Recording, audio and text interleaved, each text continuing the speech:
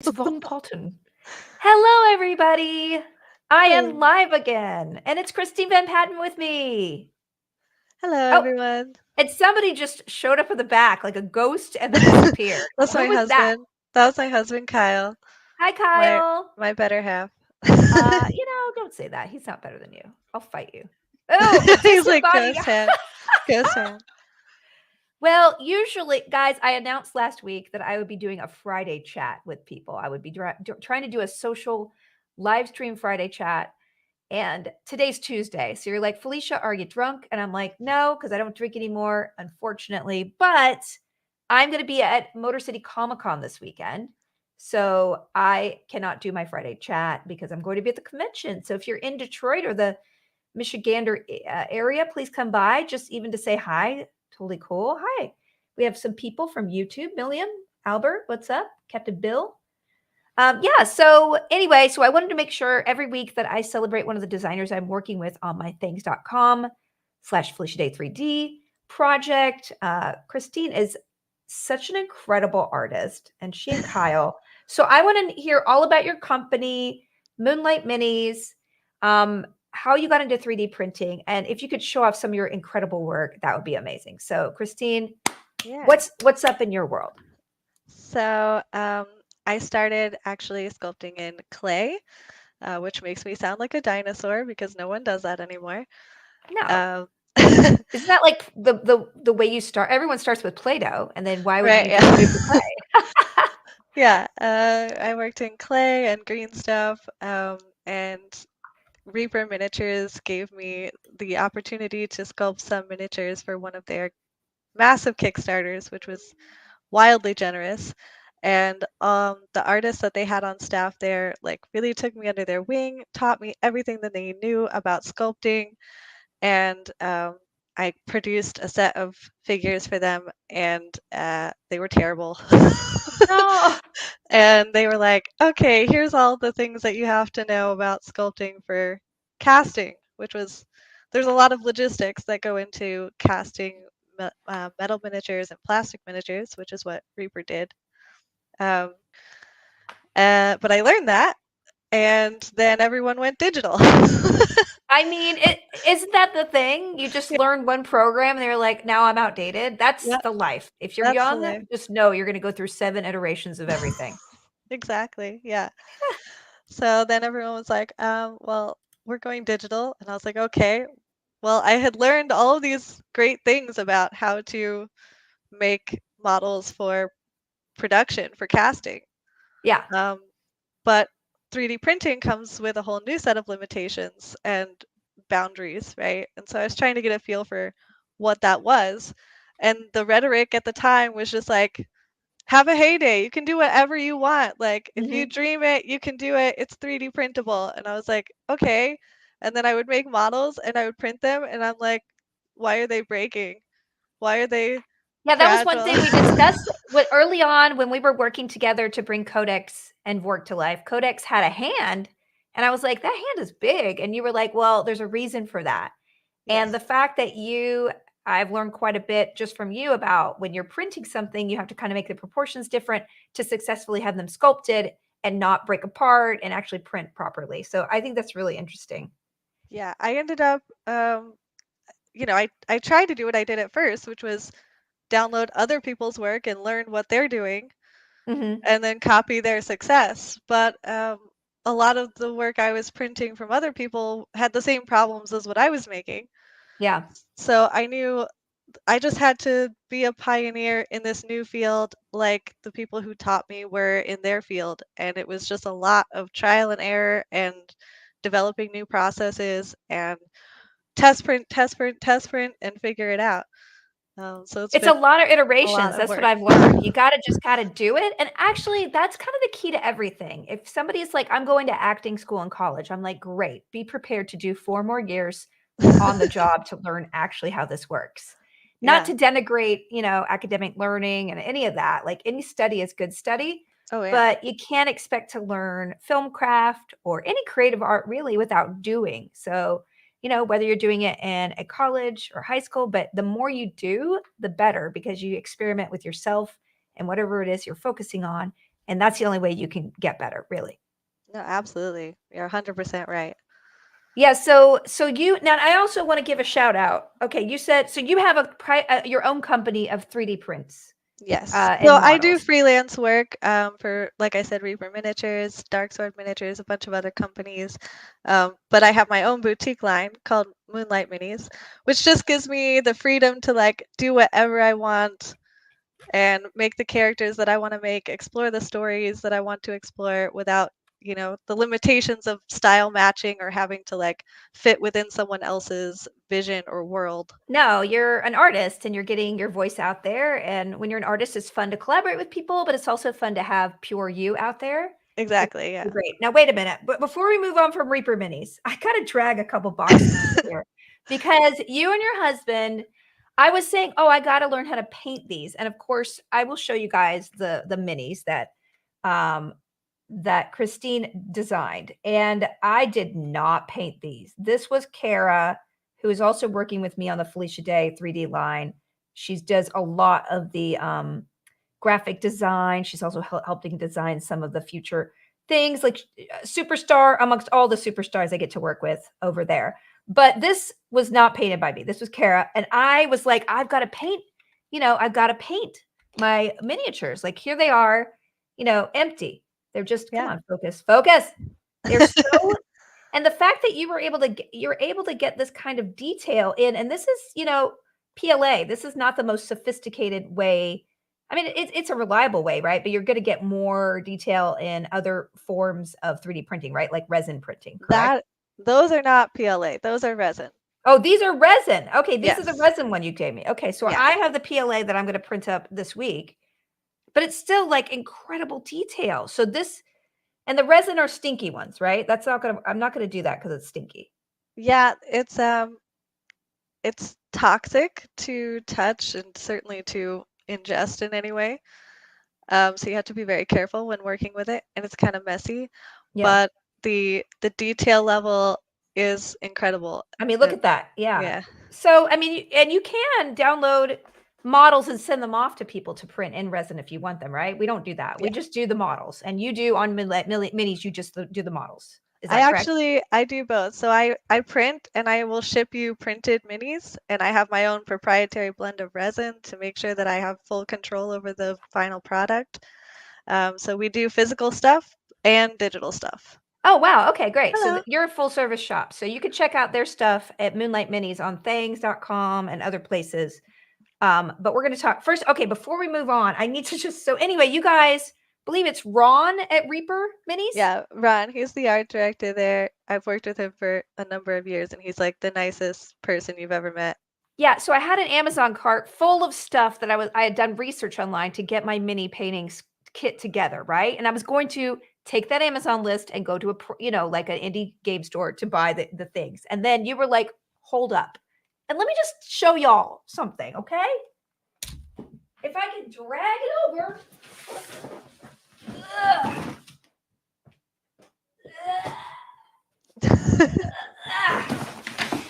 Okay, I came back.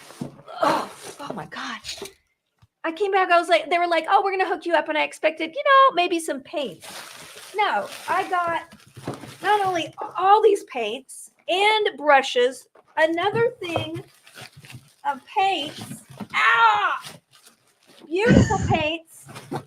And then I was like, oh, that's amazing. What's this other box? It's even more cool stuff for me to paint. So I've got these tree men. Look at this. They're amazing. A dragon turtle. Who thought that was a thing? Look at all those pieces that go together there. I'm not even fitted. It's clearly a dragon, unpainted. Baba Yaga's house. This dragon. If I show this to my daughter, I mean, there's more. I just don't even want to bore everybody with all the. I mean, there's more. Gormaw, and then more paints. So Ron Hawkins at Reaper Minis, thank you so much for making me redesign my office to put a mini painting station where the keyboard that someone gave me that I've never touched is in my corner. Okay, so thank you for making me Cooper get off the pot to actually redesign that corner of my office. So anyway, there. How deep is the box? Zeg, it's very deep. Very deep. And that sounded creepy. Daniel Betancourt is in chat. Hi, what's up? All right. So let's talk more about the process of you being brave enough to go start your own thing, because you're a fan. You do this contest. You get taken under the wing by the Reaper team, which I think is incredible. Mentorship is so important. And actually, it's one of the things that's broken in Hollywood right now, because the companies are cutting down on their bottom line. New people are not able to get into the business. Nobody's training them to be the leaders of tomorrow because there's no jobs, because all the big companies are downsizing to save money. So the CEOs get richer. So I just love that. So what inspired you after working with them and learning how to sculpt and then learning how to 3D sculpt? What inspired you to do that? I had some figures that I really liked that I had created, and I tried to sell them to Reaper, and Reaper was like, these are really great, but they just don't fit in our line. It just doesn't match our aesthetic. Style, yeah. I was like, okay. And I shopped them around to a few other companies, and they were all like, these are really, really cool, but they just don't match our stuff. And your style is very distinctive. It's very like, it's so beautiful. Like I had never seen a mini, like it's so curvy and has a little bit of femininity to it, but very strong as well. And that's what attracted me to it so much. So thanks, Dan, over at Things, who was like, this is who you need to use. And I was like, yes, please. Oh, thank you. Yeah. Yeah, so after that, my husband and I were talking about it, and we're like, well, I mean, it doesn't hurt if we just put it online and see, if people like it. If it sells, it sells. If it doesn't, like, it's not like I'm making any money off of it sitting on my computer, right? No, you're right. And then Kyle, put it like out he there. does all the how did you get the 3D printer thing? I'm never gonna have time for it, Jay Luna. I know the Polish. I got all this stuff from my grandma who passed away. All this Polish stuff, all these pictures of people. I can't figure out who they are, but I did get a scanner finally to do that as a project. So all these people are dead, and I'll figure out who they are. God damn it. So how did you get how did you get into the 3D printer world? Who's in charge of the 3D printers? Do you guys share them? I mean, it seems like Kyle is doing a lot of the technical work sometimes, but you do it too. Like, what's going on with that? How do you work together on that? Oh, it is, he tries to do as many things as possible to keep me doing creative stuff.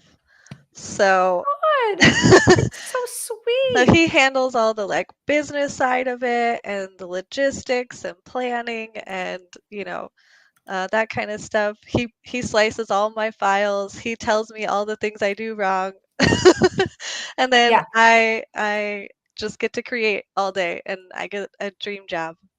And is this like something he quit his job for you, so you guys to do this together, or how does that work? I would love to hear that. We were doing it at the same time for a while. He was a paramedic. He worked on an ambulance for a number of years, and then when the business started to grow and things were not going so well at the department he was working at, we were kind of at this junction where it was like a little too early to jump in with both feet, but also like there's not going to be a better time. So we just did it. And that's like amazing. That's really beautiful that you guys get to work together. Does it sometimes like add tension to the relationship? Because I assume you're gonna working from home and then you're colleagues and then you're also in a relationship. Is that something you have to sort of like partition to make it work well, or just like it's seamless? No, I think it's really seamless for us. I think maybe it wouldn't be for everybody, but our regular relationship dynamic is a lot of like he does the logistics and I do like all the fun stuff. So our working relationship is just directly that, and it works out really easily for us. This is very exciting. Not only are you giving relationship advice to people, but you're a successful businesswoman and an artist making your art and making a living at it. I think that's great. Christine, what program do you use for your mini design, says Jay Luna? I use ZBrush, which is kind of the industry standard. There's a number of programs to use. A lot of people use Blender. Mhm. There's a new Nomad program on the iPad that I've heard really good things about. But I personally I work with ZBrush. Yeah. And this gives me hope. Thank you for sharing with us, Jesse. Yeah. And so you have sort of your own Moonlight Mini 9. How do you find inspiration in the things that you design? So how many designs do you do a month? Like how does that work with your company and your business? Well, this year we're kind of doing something new where we're making every month a continuation of a campaign. So Oh, it all cool. goes together into a story. So each month you get all of the figures that you would need and the module to play for that Oh, set. wow. And who does the writing for the module? Do you sort of collaborate with Kyle. somebody? Kyle Kyle does it. Kyle writes it all. Of course, we get to like have really long lore discussions and like world build together all afternoon sometimes, which is pretty much the best. Oh, that's really great. But he does all the writing for it. That's a Um, lot. And he wasn't a writer before. no, he was not a writer. Ha! When Did you you own guys your own company, you got to do your own, believe me, stuff. I know it. I know it. And did you guys play D&D? Like, is that something you did before all of this started? Like, Oh, for how sure. Yeah, yeah. Kyle's been a DM probably since he was like 12. wow. He's always been our family DM for all of our family games. I have two kids. I have a 7-year-old and an 8-year-old now. I And didn't know our kids were the same age. yeah, Stop it. yeah. That's so cool. Yeah, my kid's 7. That's so neat. And we love to play D&D together. So Yes, my we daughter gotta get into actually it more. plays one of my figures, one of my characters she plays Oh, in our game. that's My pretty son was like, "No." sweet. Your son was like, "No, I'm gonna do Mama, no, I don't like your figures." No, he was like, "I want to play this giant hippo guy." I'm like, "Okay, Okay, that's not in Mama's wheelhouse, but fine. you do that." And how did you get into D&D? Like, what was your upbringing that led you into this sort of nerdy world? Oh man, I was probably a nerd for forever. I grew up on like Boris Vallejo, Julie Bell, like that kind of traditional fantasy art, and then I Mhm. got into D&D a little bit when I was like 15, 16. I was super into comic books when I was a teenager. Um, yeah, I was kind of like always into nerdy stuff basically my Yeah. whole life. Is that because your parents? I'm always interested to see where Oh people no, origin stories. No, your parents were not no, nerdy at all. no. My dad is like a New Yorker that's like would he doesn't even understand regular board games, and Wow, okay, alright. and my mom is like a military person. She spent her whole career in the military, so she's like a very type A Yeah. kind of person. So no, No, so my you mom just likes board games, but she actually has no idea what I do. I can't even explain it to her. She's like, "What? You make they're so cute though. They're really cute the things you make." I'm like, "Okay, Thanks, thanks." mom, you don't get it. We have a good question here. Jay Luna says, "Do you guys model terrain also or just minis?" That's a really great question. I have not done terrain for our mini line. I've done a few small pieces for other companies, but Mhm. right now it's not really my thing. I Yeah, have I have some ideas for like cool stuff I could do, but it's not currently on the agenda. got you. And then we have Felicia, I love you. What type of material does she use for the minis? So you are exclusively now 3D printing with Moonlight Minis, right? Yeah, so we have digital files, which we just offer to other people to print at home, and then I print them myself and ship out physical minis. We use a proprietary blend of resin, um, which is kind of technical to get into because we have to mix stuff together. But Yeah, and you have to stay safe because resin is not that safe. So yeah, I also want to just, I know everyone's like Felicia's super into 3D. I don't know what you're talking about, and I get it. Like before I got into it, I was like, what is going on with this large machine, and why do I want it? And I'll tell you, it's such a joy to be able to pop over there. I finally printed up my scraper handle, so I'm not just taking a uh, razor blade and doing it with my hand, idiot. But I will say that if you want to experiment with this stuff, you can either go to my website, things.com/FeliciaDay3D. You can subscribe for $10 a month. You get 5 models, or you could just buy one model for a flat fee, or you can go to Moonlight Minis and do the same if with a figure that you really, really like. And you could take that file on a USB stick and go to your library that has a makerspace. So you actually don't need your own printer. Everybody probably knows somebody with one, can find a local makerspace to sort of rent and kind of get guidance, or go to the library, because a lot of libraries have these resources. I didn't even know it. And now I'm like, pretty much every major city and some smaller cities have them. So, like, if you're not willing to jump in and plunge into the full thing, there is a way for you to get a mini that you love, print it up, and paint it yourself and use it for your campaigns. Is that you encounter a lot of people who are like, I don't understand the 3D printing thing, Christine? I encounter a lot of people who buy a printer, they spend the money, they try to learn, and they go to print out models, and everything fails, and they feel like it's their fault, and then they quit. Like within the first year, a lot of people 100%. just quit. Yeah. I've actually been gifted printers like multiple times, just like, here, just take it off my hands. I'm not going to use it. Yeah. And I Because it's really hard now. Will say that in my experience, what everybody's telling me is the bamboo. I have the X1 carbon, but you can get the A1, which is a lot lower price point, and it is the most plug and play of the 3D printers, from what I've been told.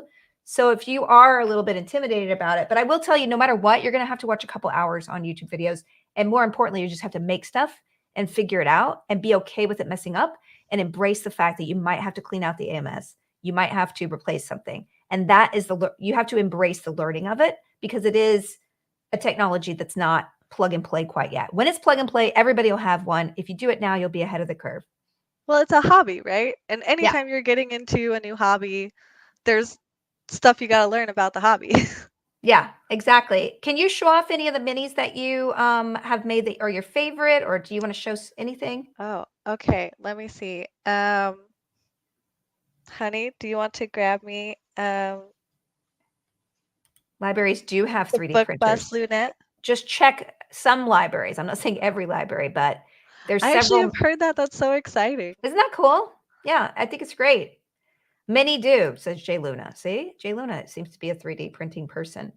Am I hiring artists for these? You know, I do not do the modeling. So Mimetics 3D Design, who was in the chat, who was I think he's trolling you. But anyway, Mimetics is the one who I worked with to design this webmaster Fred. I have 3 categories of goods on my subscription or my page at Felicia Day 3D on things. And we're doing stuff that you can make with your kids, which is this beautiful little webmaster spider. And look, he has a special technology where you can lock the limbs and they're not floppy. Then Kaizen 3D is in the chat as well, and we made this beautiful Mother's Day necklace printed on tulle, but you can print it on whatever you want. It's in that, and it's also in this color. This morning, we were working all together on designing more of our horoscope necklaces, which is so beautiful, which I broke yesterday during an interview. And of course, Christine is the one who is doing all the guild minis. Now, while you fly in some minis to show off, can you tell the audience what we're cooking up next month? Yeah, so I've been working on Tink and Zabu for next month. And I have to tell you, like, it's very intimidating coming Why? into such a well-established IP with such a massive fan base around it. And Well, you're you rocking want to it. do it justice, right? You want to like honor the source material. You created this beautiful piece of fine art with the guild, with these Oh, thank amazingly you. complex characters. Come on, focus. Focus. Yeah, no, but you get the gestures right. You know, you're getting all of the weaponry right. I mean, it's just a pleasure to work with somebody who's like, oh, she's in my head a little bit, you know, and when we adjust things, it's like, oh, perfect. And then to see them come to life. So yes, we have Zabu and Tink that are going to be available June 2nd.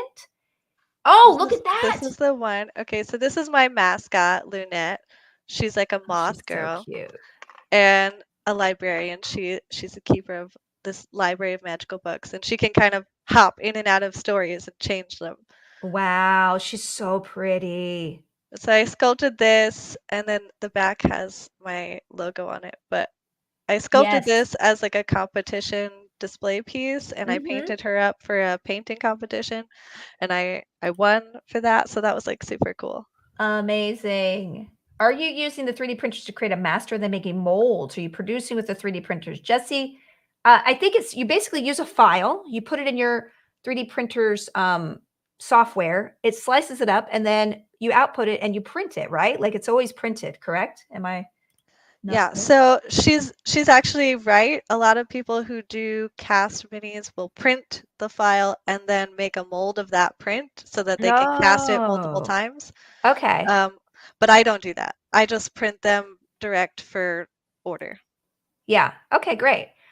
We are going to be doing after the Guild 6, which will be over the next 2 months. We'll of course be doing the next Clara and Blades to end up the 6, and then we'll be doing the Axis of Anarchy, you guys, because Will Wheaton was cool with making it. He even commented. And so then after that, I'd love to expand the Guild world, but Christine and I have an idea to do a whole nother line. And I'm not going to tell you anything about that, but I'm very excited about working with her on it. I think we both have a lot of amazing ideas. And, who knows? Maybe I need to jump in and create a campaign of my own. I don't know. Yeah. Like I have enough time there, but okay. Well, anyway, Well, you have a leg up because you're a writer. that's true. I do have a leg up. I just recently wrote a one shot for, I can't talk about it, but it'll be coming out in the next couple months, and I'm really excited about it. So just getting my feet wet in the genre was very exciting. Gasp.